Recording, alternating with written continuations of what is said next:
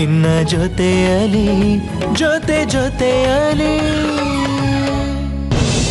ಪಾಪ ವಯಸ್ಸಾದವ್ರನ್ನ ದಾರಿ ಆಗ್ಲಿ ಅಂತ ಸರ್ಕಾರದವ್ರು ಪೆನ್ಷನ್ ಕೊಟ್ರೆ ಅದಕ್ಕೂ ಬಾಯಿ ಹಾಕಿ ನಿಮ್ಮ ನಾಯಿ ಬುದ್ಧಿ ತೋರಿಸ್ತಿರಲ್ಲ, ನಾಚಿಕೆ ಆಗಲ್ಲ? ಛೇ, ನಿಮ್ಮನ್ನು ಹೋಗಿ ಹೋಗಿ ನಾಯಿಗೆ ಹೋಲಿಸ್ತಾ ಇದ್ದೀನಿ ನಾನು. ಅದಕ್ಕಿರೋ ಪ್ರಾಮಾಣಿಕತೆ ನಿಯತ್ತು ಸ್ವಲ್ಪ ನಿಮ್ಗಿದ್ದಿದ್ರು ಇವತ್ತು ಯಾಕೆ ನಮ್ಮ ದೇಶ ಹೀಗಿರ್ತಿತ್ತು? ಆ ನಾಯಿಗಳಿಗಿಂತ ಕಡೆ ನೀವು. ಓವರ್ ಮಾತಾಡ್ತಾ ಇದ್ದೀನಿ ನೀನು. ನಾನು ಯಾರು ಗೊತ್ತಾ? Government employee. ಮರ್ಯಾದೆ ಇರಲಿ. ಸಾಕ ಮರ್ಯಾದೆ? ಮರ್ಯಾದೆಲ್ಲ ಇಟ್ಕೊಬೇಡ ನಿನ್ನ. ಉಸಿರೆತ್ತಿದ್ರೆ ಮತ್ತೆ ಹೊಡಿತೀನಿ ಮಗನೇ. ಏನು ಅನ್ಕೊಂಡಿದ್ಯಾ ನೀನು? ಗೌರ್ಮೆಂಟ್ ಎಂಪ್ಲಾಯ್ ಏನಾದ್ರು ಅರ್ಥ ಆಗುತ್ತಾ ನಿನಗೆ? ಪಬ್ಲಿಕ್ ಸರ್ವೆಂಟ್ ಅಂತ, ಜನಸೇವಕರು ನೀವು. ಜನಗಳ ಸೇವೆ ಮಾಡ್ತೀನಿ ಅಂದ್ಬಿಟ್ಟು ಬ್ಲೇಡೇ ಇಲ್ಲದೆ ಶೇವ್ ಮಾಡ್ತಾ ಇದ್ದೀರಾ.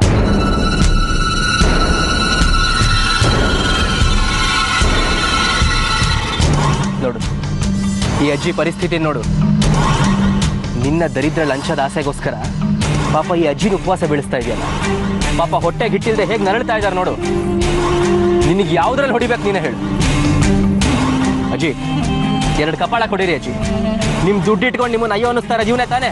4 ಕಪಾಳ ಕೊಡೋದು ನನ್ನ ದುಡ್ಡು ಕೊಡೋ ವಾಪಸ್ಸು ಅಂತ ಕೇಳಿ ಅಜ್ಜಿ. 6 ತಿಂಗಳು ದುಡ್ಡು ಕೊಡೋ ನಂದು ಪಿಂಚಣಿ ದುಡ್ಡು ಬರಬೇಕು. ಕೇಳ್ತೀಯಾರ ತಾನೆ ಅವ್ರ ದುಡ್ಡನ್ನ? ಕೊಡು ಮಗನೇ, ಇಲ್ಲ ಅಂದ್ರೆ ಹಿಂಗೆ ಬೀಳ್ತಾವ ಅದೇ ನಿನಗೆ.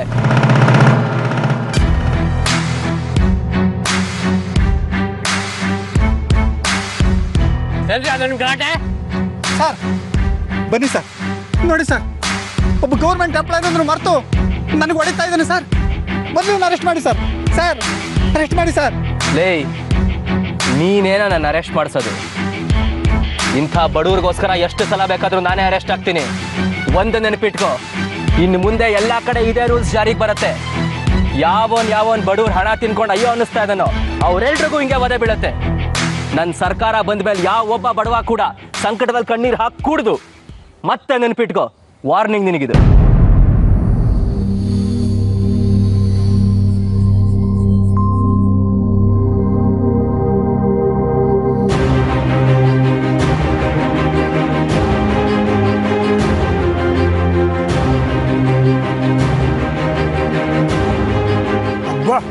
ಎಂತ ಮನುಷ್ಯರಪ್ಪ ಇವರು. ಅಜ್ಜಿಗೋಸ್ಕರ ಜೈಲಿಗೆ ಹೋಗೋಕ್ಕೂ ರೆಡಿ ಆಗಿದ್ದಾರೆ. ಒಳ್ಳೆ ಮನುಷ್ಯನ ನಾವೆಲ್ಲೂ ನೋಡಿಲ್ಲ. ಇವರೇ ನಮ್ಮ ರಾಜ್ಯಕ್ಕೆ ಮುಖ್ಯಮಂತ್ರಿ ಆಗಿ ಬರಬೇಕು. ಹಾಗೇ ಆಗ್ತಾರೆ. ನಮ್ಮ ಓಟ್ ಅವರಿಗೆ, DC ರಂಜಿತ್ ಕುಮಾರ್ ಅವರಿಗೆ, DC Ranjit ಕುಮಾರ್ಗೆ, DC Ranjit ಕುಮಾರ್ಗೆ, DC Ranjit ಕುಮಾರ್ಗೆ.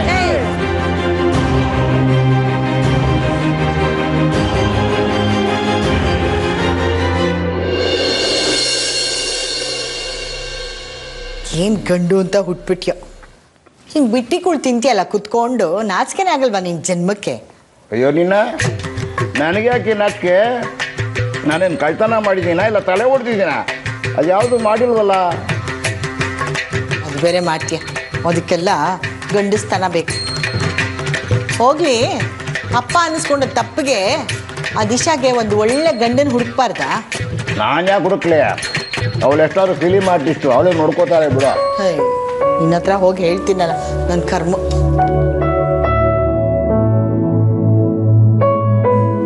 ಮಾಮ ಬಾ, ಹಾಗಿದ್ದಾನೆ ನಿನ್ನ ಗಂಡ? ಏನು ನಮ್ಮನ್ನು ಮರ್ತೇ ಬಿಟ್ರಲ್ಲ? ಅವ್ರು ಯಾರನ್ನೂ ಮರ್ತಿಲ್ಲಪ್ಪ. ಓ ಅಲ್ಲಮ್ಮ, ಹಾಗೆ ನಾನು ಅಕೌಂಟ್ ನಂಬರ್ ಕಳಿಸಿ ಒಂದು ವಾರ ಆಗ್ತಾ ಬಂತು, ಏನೂ ರಿಪ್ಲೈಯೇ ಇಲ್ಲ. ಒಂದು 5 ಲಕ್ಷ ರೂಪಾಯಿ ಡಿಪಾಸಿಟ್ ಮಾಡಿ ಮರ್ಯಾದೆ ಉಳಿಸ್ಕೋಬಾರ್ದ? ನಾಲ್ಗೆ ನನ್ನ ನಾಯಿ ತಿನ್ಕೊಂಡು ಹೋಗ್ಲಿ. 5 ಲಕ್ಷ ರೂಪಾಯಿನ ಏನು ಹುಡುಗಾಟನ?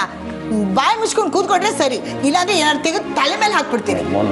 ಏನಲ್ಲ ಶಾಲಿನಿ, ಏನಾಯ್ತೆ?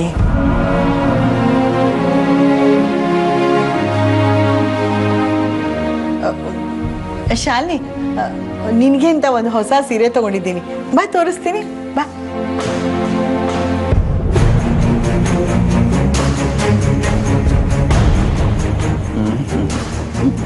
ಸೀರೆ ತಗೊಂಡಿದ್ದ, ಒಂದು ಶರ್ಟ್ ಕೊಟ್ಟು ಯೋಗ್ಯತೆ ಸೀರೆ.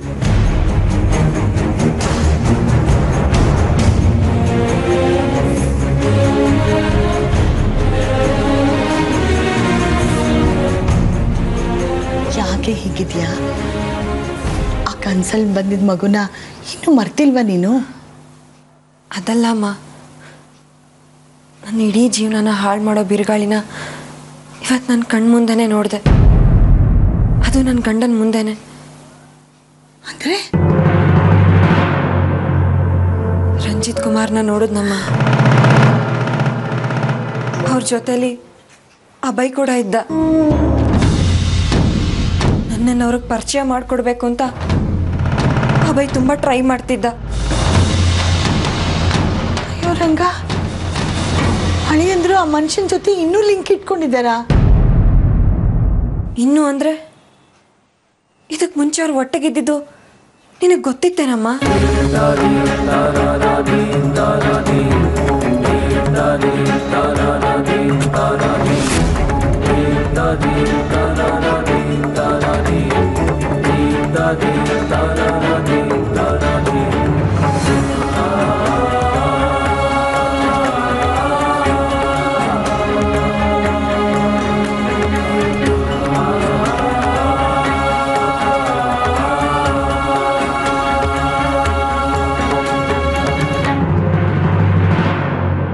ಹೇಳಮ್ಮ, ಇದಕ್ಕೂ ಮುಂಚೆ ಅವರಿಬ್ರು ಎಲ್ಲಿ ಭೇಟಿಯಾಗಿದ್ರು? ಆ ವಿಷಯ ನಿನಗೆ ಹೆಂಗೆ ಗೊತ್ತು? ಮಾತಾಡಮ್ಮ. ಅದು ಅದು ನಿನ್ನ ಮದುವೆ ಹಿಂದಿನ ದಿನನೇ ಆ ಮನುಷ್ಯ ಛತ್ರಕ್ಕೆ ಬಂದಿದ್ದ ಕಣೆ. ಆಮೇಲೆ ಅಳಿಯಂದರ ಜೊತೆ ತುಂಬ ಮಾತಾಡ್ತಾ ಇದ್ರು. ಅವತ್ತು ನೀನು ನೋಡಲೇಬೇಕು ಅಂತ ಅಭಯನ್ ಕಟ್ಕೊಂಡು ಛತ್ರ ಎಲ್ಲ ಓಡಾಡ್ತಾ ಇದ್ರು ಕಣೆ.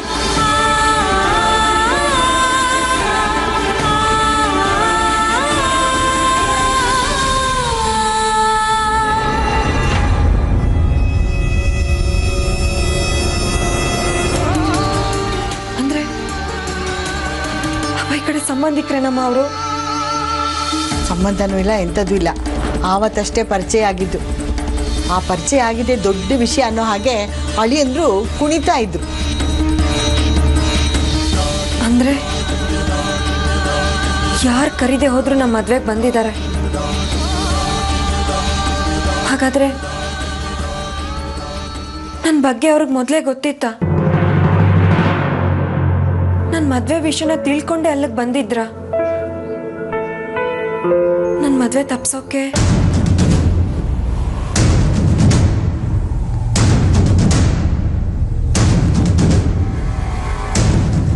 ಅಯ್ಯೋ ರಂಗ, ಏನೇ ಇದು? ಇದ್ರೂ ಇರ್ಬೋದು ಕಣೆ. ಅದಕ್ಕೆ ಅನ್ಸುತ್ತೆ ಅವತ್ತು ರಾತ್ರಿ ಅವ್ನಿಗೆ ಅವಮಾನ ಮಾಡಿ ಕಳಿಸಿದ್ರು, ಮಾರನೇ ದಿನನೂ ಛತ್ರಕ್ಕೆ ಬಂದಿದ್ದ. ಆಮೇಲೆ ನಾನೇ ಏನೇನೋ ಒದ್ದಾಡಿ ನಿಮ್ಮ ಅಪ್ಪನ ಕಡೆಯಿಂದ ಅವ್ನಿಗೆ ಅವಮಾನ ಮಾಡಿಸಿ ಅಲ್ಲಿಂದ ಕಾಲು ತೆಗಿಯೋ ಹಾಗೆ ಮಾಡಿದೆ. ಮತ್ತೆ ನಿನ್ನ ಜೀವನದಲ್ಲಿ ಅವ್ನ ಕಾಲು ಇಡಲ್ಲ ಅಂತ ನೆಮ್ಮದಿ ಆಗಿದ್ದೆ ಕಣೆ. ಆ ಮನುಷ್ಯ ಕಾಲು ತೆಗ್ದಿಲ್ಲಮ್ಮ. ಅಭಯ್ ಜೊತೆಗೆ ಇನ್ನೂ ಟಚ್ಚಲ್ಲಿದ್ದಾರೆ. ಒಟ್ಟಿಗೆ ಇಂಟರ್ವ್ಯೂ ಕೂಡ ಮಾಡಿದ್ದಾರೆ. ನನ್ನನ್ನು ತೋರಿಸ್ಬೇಕು ಅಂತ ಅಭಯ್ಗೆ ಅವಾಗವಾಗ ಪ್ರೆಷರ್ ಹಾಕ್ತಾ ಇರ್ತಾರೆ.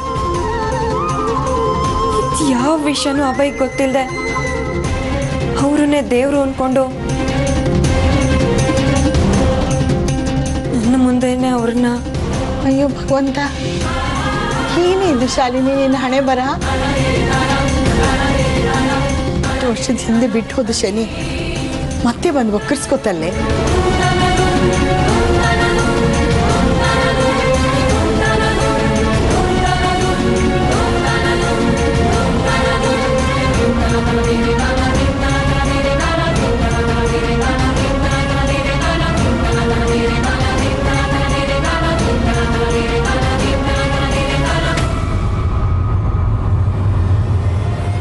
ಇಲ್ಲಮ್ಮ, ಇದು ಯಾಕೋ ಎಲ್ಲಿಗೋ ಹೋಗಿ ಮುಟ್ಟುತ್ತೆ ಅಂತ ನನಗೆ ಅನ್ನಿಸ್ತಾ ಇದೆ. ಅವ್ರೇನಾದರೂ ಅಭಯ್ಗೆ ನನ್ನ ಹಳೆ ಕತೆ ಎಲ್ಲ ಹೇಳಿ ಮತ್ತೊಂದು ತೊಂದರೆ ಆಗೋಕ್ಕಿಂತ ಮುಂಚೆ ನಾನೇ ಅಭಯ್ಗೆ ಈ ವಿಷಯನೆಲ್ಲ ಹೇಳೋದು ಒಳ್ಳೇದು ಅನ್ನಿಸ್ತಾ ಇದೆ. ಅಯ್ಯೋ ನನ್ನ ತಾಯಿ, ನಿನ್ನ ಕೈ ಮುಗಿತೀನಿ. ಅಂಥ ಕೆಲಸ ಮಾತ್ರ ಮಾಡಬೇಡ. ಇನ್ನೇನಮ್ಮ ಮಾಡಲಿ? ಅವ್ರೇನಾದರೂ ನನಗೆ ತೊಂದರೆ ಮಾಡಿದ್ರೆ? ಯಾಕಡೆ ಅಷ್ಟೊಂದು ಧೈರ್ಯ ಆ ಮನುಷ್ಯನಿಗಿಲ್ಲ ಅಂತ ಅನ್ಸುತ್ತೆ. ಅವನು ನಿನ್ನನ್ನು ಪಡೆಯೋಕೆ ಬಂದಿದ್ದ ಅಂತ ಇಟ್ಕೋ. ಹಾಗಿದ್ರೆ ನಿನ್ನ ಬಗ್ಗೆ ಅವತ್ತೇ ಎಲ್ಲರಿಗೂ ಹೇಳ್ಬಿಡ್ತಾ ಇದ್ದ ಅಲ್ವಾ?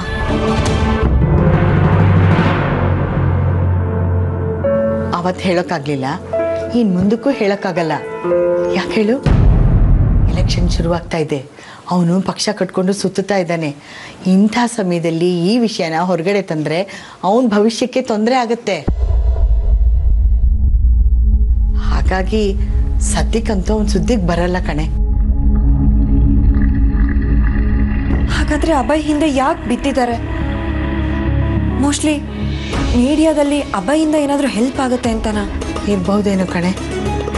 ಆದರೆ ಸದ್ಯಕ್ಕಂತ ಅವನು ನಿನ್ನ ಸುದ್ದಿಗೆ ಬರಲ್ಲ. ಕಡೆ ಪಕ್ಷ ಮಂತ್ರಿ ಸೀಟಲ್ಲಿ ಕೂತ್ಕೊಳ್ಳೋವರೆಗಂತೂ ನಿನ್ನ ಸುದ್ದಿಗೆ ಬರಲ್ಲ. ಮಂತ್ರಿ ಸೀಟಲ್ಲಿ ಕೂತ್ಕೊಂಡ್ಮೇಲೆ ಅದಾದ್ಮೇಲೆ ನೋಡ್ಕೊಳ್ಳೋಣ ಕಣೆ. ಅಷ್ಟರಲ್ಲಿ ಸಭೆ ನೋಡಿಕೊಂಡು ನಾನೇ ಅಳಿಯಂದ್ರ ಹತ್ರ ಮಾತಾಡ್ತೀನಿ.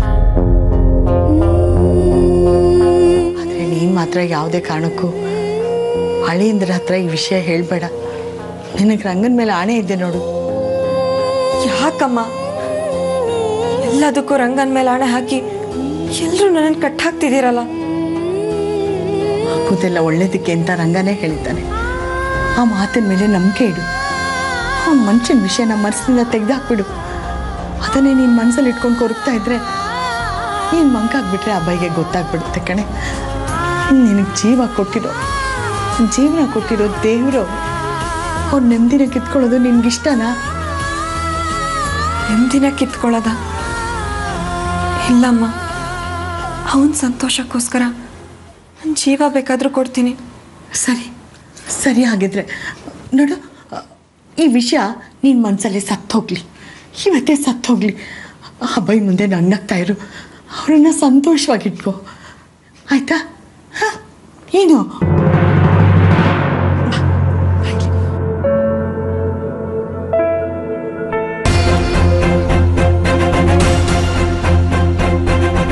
ಏನು ಅಮ್ಮ ಅವಾಗಲೂ ಇಬ್ಬರೇ ಸೀಕ್ರೆಟ್ಟಾಗಿ ಮಾತಾಡ್ತಾ ಇದ್ದೀರಲ್ಲ? ಮನೆ ಯಜಮಾನ ಹೆತ್ತಪ್ಪ ತಾಳಿ ಕಟ್ಟಿದ ಗಂಡ ಒಬ್ಬ ಇದಾನೆ ಅನ್ನೋದೇ ಮರ್ತು ಬಿಟ್ರ? ರೂಮ್ಗಳಗಡೆ ಕೂತ್ಕೊಂಡು ಇಬ್ಬರೇ ಮಾತಾಡ್ತಾ ಇದ್ದೀರಾ? ಏನು ಸಮಾಚಾರ? ಆವಾಗಲೇ ಹೇಳಿಲ್ವಾ ಸೀರೆ ತಂದಿದ್ದೀನಿ ನೋಡು ಬಾ ಅಂತ? ಬೇಕಾದ್ರೆ ನೀನೇ ಹೋಗಿ ನೋಡ್ಕೊ, ಇಲ್ಲ ಉಟ್ಕೊಂಡು ಡಾನ್ಸ್ ಮಾಡು ಬೃಹನ್ನಳೆ ಥರ. ಪತಿ ಪರಮೇಶ್ವರನ ಬೃಹನ್ನಳೆ ಅಂತೀಯ? ನೋಡ, ನನ್ನನ್ನು ಸಾಮಾನ್ಯ ಅಂತ ತಿಳಿದ್ರೆ ನಿನಗೆ ತುಂಬ ತೊಂದರೆ ಆಗುತ್ತೆ. ಹಿಂಗೆ ಹೇಳ್ಬಿಟ್ಟಿದ್ದೀನಿ. ನೀವೇನು ಮಾತಾಡ್ತಿದ್ರಿ ಅಂತ ನನಗೆ ಚೆನ್ನಾಗಿ ಗೊತ್ತು, ಕೇಳಿಸ್ಕೊಂಡೆ.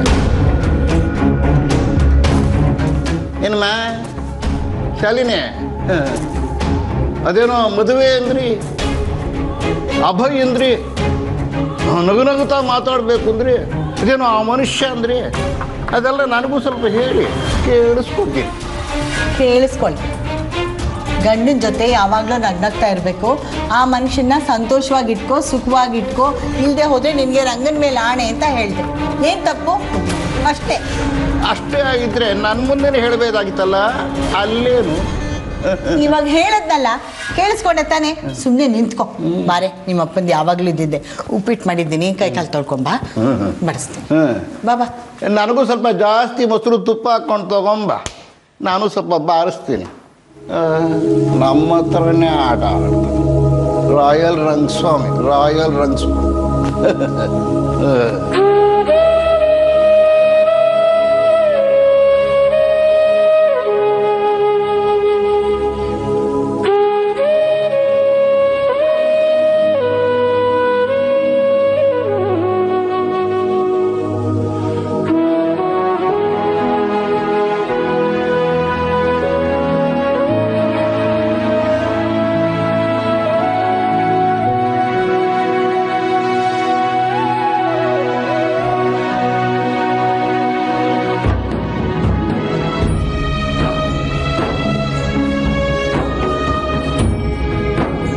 ಶಾಂತಿ, ಯಾಕೆ ಹೀಗೆ ಒಳ್ಳೆ ದೆವ್ವ ಬಡದವರಾಗಿ ಓಡಾಡ್ತಾ ಇದೀಯಾ? ದೆವ್ವ ಬಡ್ದ ಹಾಗಲ್ಲ, ದೆವ್ವನೇ ತಂದ್ಕೊಂಡ್ಬಿಡಿ. ಈ ಮನೇಲಿ ಸಟ್ಟ ಒಬ್ಬರಿಗೂ ಅರ್ಥ ಆಗೋದಿಲ್ಲ. ಆಯ್ತು ಬಿಡಮ್ಮ, ನೀನ್ ಕೂಗಾಡಿದ ತಕ್ಷಣ ಅವ್ರೇನು ಓಡೋಡ್ ಬಂದ್ಬಿಡ್ತಾರ? ಪಾಪ ಎಲ್ಲೋ ಆಚೆಗೆ ಹೋಗಿದ್ದಾರೆ, ಹಂಗೆ ತಿರ್ಗಾಡ್ಕೊಂಡು ಬರ್ಲಿ ಬಿಡು. ನೀವು ಸುಮ್ಮನಿದ್ ಬಿಡಿ ಮಾವ, ಎಲ್ಲದಕ್ಕೂ ತಲೆ ಹಾಕೊಂಡು ಬರ್ಬೇಡಿ.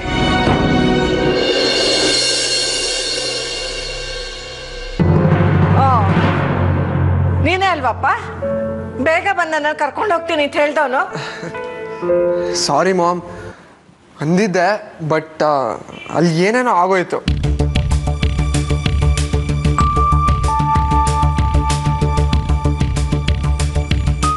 ಓ, ನೀವು ಬಂದ್ಬಿಟ್ರಾ? ನೀವು ಬಂದ್ಬಿಟ್ರ ಅಂದ್ರೆ ಇಬ್ರು ಜೊತೆಲಿ ಬರ್ಲಿಲ್ವೇನೋ? ಇಲ್ಲ ರತಿ, ಸೀನಿಯರ್ ಅವ್ರ ಅಮ್ಮ ಕಾಲ್ ಮಾಡಿದ್ರು ಅಂತ ಅವ್ರ ಮನೆಗೆ ಹೋಗಿದ್ರು. ನಾನು ಡ್ಯೂಟಿಗೆ ಅಂತ ಹೋಗಿದ್ದೆ. ಇಬ್ರು ಇವಾಗ ತಾನೇ ಬರ್ತಾ ಇದೀವಿ. ಇಬ್ರು ಚೆನ್ನಾಗಿ ಕತೆ ಕಟ್ತೀರಾ? ಇಬ್ರು ಶಾಪಿಂಗು ಪಿಕ್ಚರ್ ಅಂತ ಸುತ್ತಾಡ್ಕೊಂಡು ಈಗ ಬರ್ತಿದ್ದೀರಿ ತಾನೆ? ನಿಜ ಒಪ್ಕೋ, ಪರವಾಗಿಲ್ಲ. ಅಯ್ಯೋ ಇಲ್ಲಮ್ಮ, ನಾನು ನಿಜವಾಗ್ಲೂ ಅಮ್ಮನ ಮನೆಗೆ ಹೋಗಿದ್ದೆ. ಅಬ್ಬ ಎಲ್ಲಿ ಹೋಗಿದ್ದ ಅಂತ ನನಗೆ ಗೊತ್ತಿರಲಿಲ್ಲ. ಸಾಕ್ ಮಾಡ್ತೀರಾ ನಾಟಕನ? ಅಭಯ್, ಇವಳು ನನ್ನ ಹತ್ರ ಸುಳ್ಳು ಹೇಳಿದ್ರು ನೀ ನನ್ನ ಹತ್ರ ಏನು ಮುಚ್ಚಿಡೋದಿಲ್ಲ ಅಂತ ಅನ್ಕೊಂಡಿದ್ದೆ. ಈಗ ನೀನು ನನ್ನ ತಮಾಷೆ ವಸ್ತು ಮಾಡ್ಕೊಂಡ್ಬಿಟ್ಟ ಅಲ್ವಾ? ಮಾಮ್, ನಾನು ನಿನ್ನ ತಮಾಷೆ ವಸ್ತು ಮಾಡ್ಕೊಂಡಿಲ್ಲ, ಇರೋದನ್ನ ಹೇಳ್ದೆ. ಬಾಯ್ ಮುಚ್ಕೊಂಡು ಸುಮ್ಮನೆ ನಿಂತ್ಕೊಳ್ಳ ಸಾಕು. ಇವಳು ತಲೆನೋವೇ ಇಲ್ಲ ಅಂತಂದ್ರು ಇದೇ ಅಂತ ನಾಟಕ ಆಡ್ತಾಳೆ. ನೀನು ಅದನ್ನೇ ದೊಡ್ಡದ್ ಮಾಡ್ಕೊಂಡು ಹೆತ್ತಮ್ಮನೆ ಬಿಟ್ಬಿಟ್ಟು ಇವಳ ಜೊತೆ ಹೊರಟೇ ಬಿಡ್ತೀಯ. ಬೇಗ ಬರ್ತೀನಿ ನಿಂದಿದ್ ಮಗ ಆಗ್ಲಿ, ಈಗ್ಲೇ ಬರ್ತೀನಿ ನಿಂದಿದ್ ಸೊಸೆ ಆಗ್ಲಿ, ಸಂಜೆವರೆಗೂ ಪತ್ತೆನೇ ಇಲ್ಲ. ಈಗ ಬಂದು ಇವಳು ಅಲ್ಲಿ ಹೋಗಿದ್ಲು, ನಾನು ಅಲ್ಲಿ ಹೋಗಿದ್ದೆ ಅಂತಂದ್ರೆ ನಾ ನಂಬೇಕಾ? ನಂಬಲೇಬೇಕು ಶಾಂತಿ. ಶಾಲಿನಿನೇ ಹೇಳ್ತಿದ್ದಾಳಲ್ಲ. ನಿಮ್ ಸೊಸೆ ನಿಜ ಹೇಳ್ತಿದ್ದಾಳೆ ಅಂತ ನೀವು ನಂಬಬಹುದು, ಆದ್ರೆ ನಾನು ಖಂಡಿತ ನಂಬೋದಿಲ್ಲ. ಅದ್ರಲ್ಲೂ ನಾನ್ ಹೆತ್ತ ಮಗನೇ ನನ್ನ ಹತ್ರನೇ ಸುಳ್ಳು ಹೇಳ್ತಿದ್ದಾನೆ ಅಂತಂದ್ರೆ ನಾನು ಯಾರನ್ನ ನಂಬೋದಿಲ್ಲ. ಮನುಷ್ಯರ ಮೇಲೆ ನಂಬಿಕೆ ಕಳ್ಕೊಂಡ್ಬಿಟ್ಟಿದ್ದೀನಿ. ಶಾಂತಮ್ಮ, ಒಂದು ಸಣ್ಣ ವಿಷಯಕ್ಕೆ ಇಷ್ಟೊಂದು ದುಡುಕ್ಬೇಡ. ಸ್ವಲ್ಪ ತಾಳ್ಮೆಯಿಂದ ಏನಾಯ್ತು ಅಂತ ಕೇಳಿಸ್ಕೊ. ಕೇಳಿಸ್ಕೊಳಕ್ಕೆ ಏನು ಉಳ್ದಿಲ್ಲ ಮಾವ. ಇಬ್ರು ಸೇರ್ಕೊಂಡು ನನಗ್ ನಂಬಿಕೆ ದ್ರೋಹ ಮಾಡ್ಬಿಟ್ಟಿದ್ದಾರೆ. ಶಾಂತಿ, ಶಟಪ್. ಅತಿಯಾಗಿ ಮಾತಾಡ್ತಾ ಇದೀಯ ನೀನು. ಚಿಕ್ಕ ಪುಟ್ಟ ವಯಸ್ಸಿನ ಹುಡುಗರು ಈಗ ತಾನೇ ಮದುವೆ ಆಗಿದ್ದಾರೆ. ಎಲ್ಲಿ ಬೇಕಾದ್ರೂ ಹೋಗ್ತಾರೆ, ಎಷ್ಟೊತ್ತಿಗೆ ಬೇಕಾದ್ರೂ ಬರ್ತಾರೆ. ಅದನ್ನೆಲ್ಲ ಕೇಳಕ್ ನಾವ್ ಯಾರು ಹೇಳು? ದೊಡ್ಡವರಾಗಿದ್ಕೊಂಡು ಮಕ್ಕಳ ಸುಖ ಸಂತೋಷನ ಬಯಸೋದನ್ನ ಬಿಟ್ಟು ಹೋಗಿದ್ದಕ್ಕೆ ಬಂದಿದ್ದಕ್ಕೆ ಪ್ರಶ್ನೆ ಮಾಡ್ಕೊಂಡು ಒಳ್ಳೆ ಸ್ಯಾಡಿಸ್ ತರ ಬಿಹೇವ್ ಮಾಡ್ತಾ ಇದೆಯಲ್ಲ. ಏನಂದ್ರೆ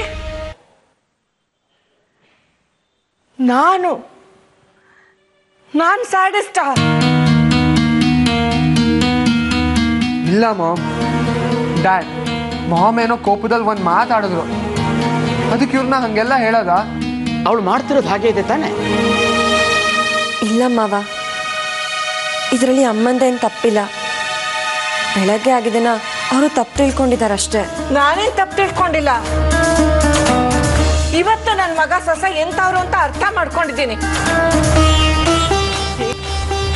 ನೀವ್ ಅನ್ಕೊಂಡಾಗ ನಾನೇನ್ ಸ್ಯಾಡಿಸ್ಟ್ ಅಲ್ಲ. ಅವರಿಬ್ರು ನನ್ನ ಹತ್ರ ಬಂದು ಅಮ್ಮ ನಾವು ಹೊರಗಡೆ ಹೋಗ್ಬೇಕು ಅಂತಿದೀವಿ, ಸುತ್ತಾಡ್ಕೊಂಡು ಬರ್ತೀವಿ ಅಂತ ಹೇಳಿದಿದ್ರೆ ನಾನೇ ಎಲ್ಲಿಗಾದ್ರೂ ಹೋಗಿ ಎಷ್ಟು ದಿವಸ ಬೇಕಾದ್ರೂ ಹೋಗಿ ಅಂತ ಕಳಿಸ್ಕೊಡ್ತಿದ್ದೆ. ಆದ್ರೆ ಆಸ್ಪತ್ರೆಗೆ ಹೋಗ್ತೀವಿ ಅಂತ ಸುಳ್ಳು ಹೇಳಿ ನನಗ್ ಮೋಸ ಮಾಡಿ ಹೋಗಿದ್ದಾರೆ. ಅದೇ ನಂಗೆ ತಡ್ಕೊಳಕ್ ಆಗ್ತಿಲ್ಲ. ಇಲ್ಲ ಅಮ್ಮ, ನಿಜವಾಗ್ಲೂ ನಾವ್ ಎಲ್ಲಿ ಸಾಕು.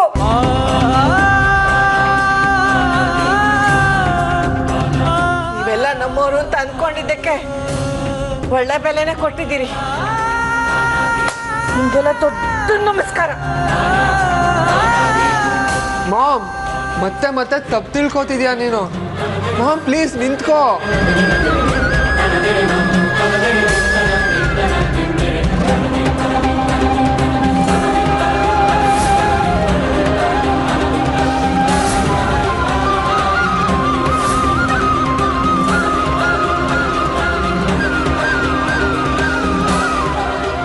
ಮಾಮ್, ಕಾರಣದಿಂದ ತಪ್ಪು ತಿಳ್ಕೊಂಡಿದ್ಯಾ.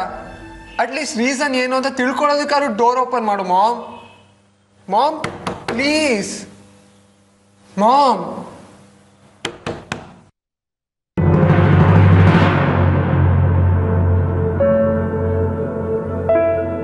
ಏನ್ ರೀಸನ್?